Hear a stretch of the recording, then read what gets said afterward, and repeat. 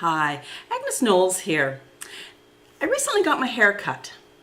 Now, that may not sound particularly newsworthy, but the longer I was at the hair salon, the more I realized that I needed to say something about customer service. And it's interesting that this has now become a 3-part video series. This is part 1. The first thing you need to know about your client is their name. It's really important to get that name right. When I walked into the hair salon, I didn't have an appointment, so someone came to the front desk and asked me my name. I'll be the first to admit that Agnes is not the easiest name to remember, and many people don't know how to spell it, and I'm used to having it misspelled.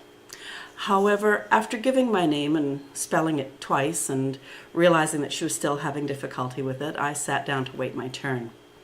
When it was my turn, the young woman came forward and looked at me very puzzledly and just asked me to sit down. She didn't call me by name. And so to help her out, I gave her my name again, and she looked really relieved. And she said, "Oh, good," she said, "I didn't really think your name was Hag." And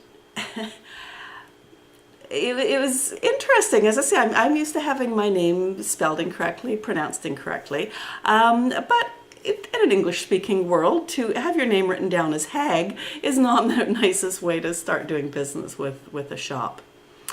Now, while I had been waiting, the young woman who was in fact then about to cut my hair had been taking care of the person in the first chair closest to me, so I couldn't help but overhear some of the conversation. And she was chatting with her workmates, and then she finally turned to the gentleman whose hair she was cutting and said, "What are you doing today?" And there was no answer. She repeated it, and he said, "Oh, are you talking to me?" And she went, "Yeah." And bless his soul, and perhaps it's, one of the advantages when you get older, because he was an older gentleman, he said, "Oh," he said, "you've been talking to everybody else in this shop." He said, "I didn't realize you were talking to me." I'm not sure she really heard that comment, because when it was my turn to sit down in the chair, after discerning the fact that my name wasn't Hag, she proceeded to tell me about her puppies.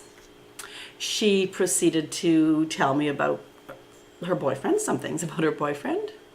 I learned about the career she'd rather have, not because she wanted to follow that career path, but because it paid more money. I learned all sorts of things about my hairdresser.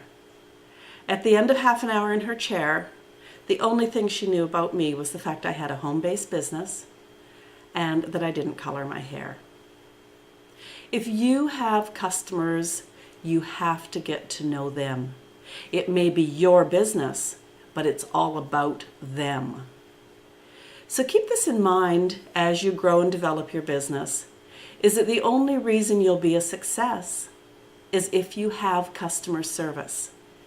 You can have the best products in the world.